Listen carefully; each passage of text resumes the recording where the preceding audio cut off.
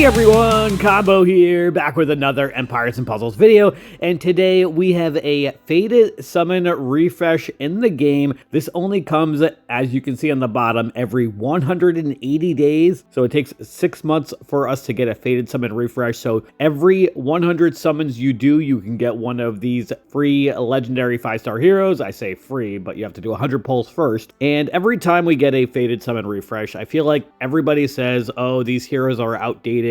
They're not usable. Yes, they are outdated. They never will be new heroes, unfortunately. But I do think that there are a few heroes here that are definitely worth grabbing. And for many people who are free to play or cheap to play, there may even be quite a few heroes on this list that would be worth it for you, that will help benefit your roster. But in today's video, I want to just talk about my top 3 options. And I really do feel like there are 3 specific heroes that are above and beyond or better than the rest of the group. And the first one that we're going to talk about is Relius. And these are in no particular order for now. I did do a full ranking from worst to first about 2 weeks ago of these 20 heroes. I will pin a comment with a link to that video down below if y'all want to check that out. But first, let's take a look at Relius. These are the max preview stats. Relius is average mana speed, recovers 30% health for all allies. Each defeated ally has a 40% chance to get revived with 30% health, and then all allies get a Moonrise Ward for 4 turns that reduces incoming special skill damage by up to -800, reduces damage by additional 30% when the attacker is of the Holy Element. Relius is part of the Owl family, and with the Owl passive, depending if you have 1, 2, or 3 unique family members, all received mana status ailments will be replaced by a plus 11%, plus 31%, or plus 39% mana generation buff for 3 turns. So that's pretty cool that Relius and all the Owls cannot get any negative mana ailments. And then they also have another passive which is Hinder Mana. Reduces the amount of mana increased by special skills, passive skills, family bonuses, and status effects by -80%. The effect applies to all enemies in the battle. So that's very useful against heroes like Hathor or Nautica or Zestique or any other heroes that have an instant mana gain from their specials. And then Relius has the regen ether power. So at the start of each battle, the hero regenerates 420 health over 6 turns. As far as their stats go, as you can see here, 1378 attack, 1316 shield, and 2432 health. I actually have Relius, and I did end up double limit breaking and adding masterclass emblems a long time ago. I don't really use Relius anymore because I have a very deep roster, but I do want to show you what their stats look like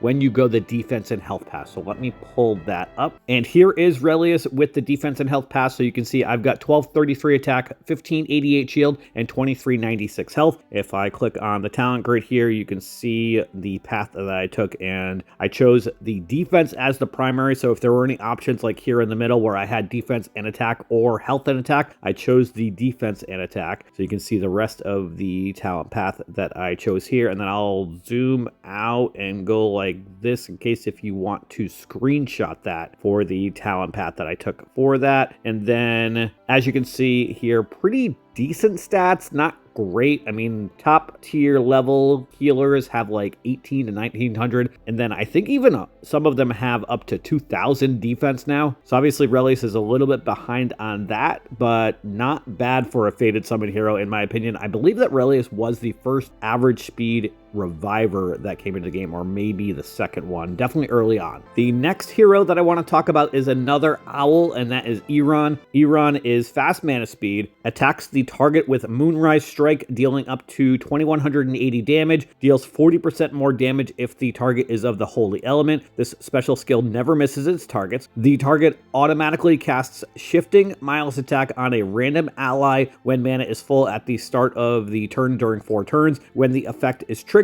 it shifts to the hit ally and the duration is refreshed. All enemies get minus 35% defense for 4 turns. I love the fact that Eironn is fast mana speed and is a sorcerer class. So monks, sorcerers, and druids, if they are fast mana speed, and if you have a legendary troop, you can get their special down to 7 tiles. You cannot do that with any of the other 7 classes unless if they have a costume bonus, or if you have a bard on the team, or some other way of increasing mana, because you need 15% mana generation in order to go from 8 tiles down to 7 tiles for a fast speed hero, and you get 11% from the troop, and only sorcerers, monks, and druids give 4% from their talent node for mana increase. The other 7 classes all only give 2%. So definitely worth noting for that. Also very good ether power with the veggies that are in the game right now. Eironn has the fiend resist ether power, so at the start of each battle, this hero is immune to new fiends for 6 turns. So obviously it's only going to be for the start of the battle, but that will help delay any fiends that Eironn could give. And then obviously Eironn has the same family bonus and passives that we just looked at for Relius, but a great hero, and even if you have a deep roster, Eironn could still be useful for you as far as having some extra Bernadette counters for Rush War or for whenever you go up against her. And as far as stats go, as you can see here, Eironn has 1583 attack, 1410 shield, and 2376 health. Eironn has decent stats, honestly. Not great compared to the newer heroes that are coming out right now, obviously, but for a Fated Summon hero, not too bad. And the last hero that I want to take a look at is, of course, Daemon. I have 2 of Daemon, one at 4.90, 0.25, and then I did grab Daemon from the most recent Soul Exchange event, which a lot of us did. And that's a little unfortunate, the fact that Daemon is now in Fated Summon, but if you want to get 2, you could get 2. I don't think that I use both of my Daemons every single war. Kind of depends on the opponents that I'm going up against. And right now we're going up against a lot of Wildcats, and Daemon isn't really useful for Wildcats, but he is useful for a lot of other enemy types, including Bernadette. He is very fast mana speed, which means he'll always get his special in 6 tiles, so long as you have either a legendary troop or any other mana troop. Obviously, he cannot have any type of negative mana generation or moth dust or anything that's going to slow him down, but he will first dispel buffs from the target, blocks talent skill activation for the target for 3 turns, so that's going to be if they are a fighter class, they won't be able to revive. If they're a druid, they won't be able to get any of the thorn minions, anything like that. And then he's going to deal 485% damage to the target. The target cannot cast any new status effects on enemies or allies for 3 turns. So that last part is what makes him so useful. So Bernadette will still be able to attack you, but she will not be able to turn you into any painting. That goes for ailments and for buffs. So even before the Guruk nerf, where the slime revive was undispellable,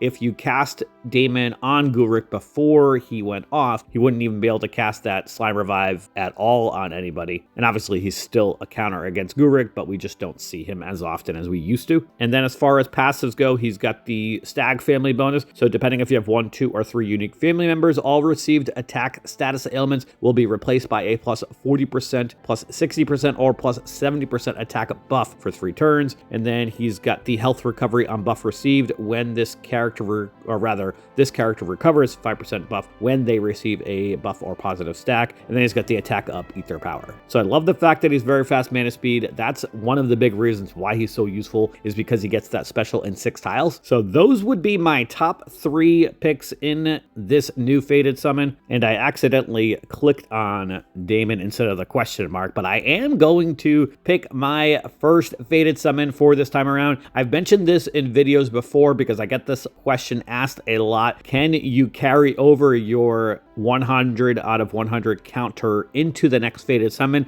And the answer to that is yes. I've done that multiple times. And if you take all 20 heroes in a Fated Summon, your counter does not restart. It actually will stay at 0 until the next Fated Summon. So something to be aware of, because you don't want to get caught off guard. And personally, I feel like it's worth it to grab 19 of these heroes and then grab an updated one when the Fated Summon comes back, like I am doing today. That 20th hero from the previous Fated Summon would definitely only be useful for Soul Exchange for me, and I've got plenty of heroes to go to Soul Exchange. So for me personally, it wasn't worth it to grab that 20th hero. I would have rather have gotten one on day 1 with the new Fated Summon refresh like I'm doing today. But as far as the rest of the 20 Fated Summon heroes, there are some decent ones. Again, I put out a full ranking list from worst to first about 2 weeks ago. I will pin a comment with a link to that below. Check that out if you haven't already. But as far as my first Fated Summon summon pick, we're actually going to go with Iran because I've already got 2 of Damon, and then I've already got Relius, and I don't really use Relius. I do think that I will probably use Iran at least in Rush War because I need some more red counters for Bernadette. I like to have as many counters as possible for her because we typically go up against like 22 to 25 Bernadettes. I think one time we even went up against like 26 or 27. It's typically only going to be in Rush War that we would see that many of her at this point right now in the game. She's actually been out for over a year and a half, which is crazy that she's still a meta tank in the game. But I am going to go with Iran for my first Fated Summon pick. If you saved up your 100 out of 100 counter, then let me know who you decided to grab first in Fated Summon, or who you will be pulling first when you do get to 100 out of 100. But that is going to do it for today's video. I hope you did enjoy it or found it helpful. And if you did, hit that like button. Make sure you're sub to my channel, and I'll catch you guys next time.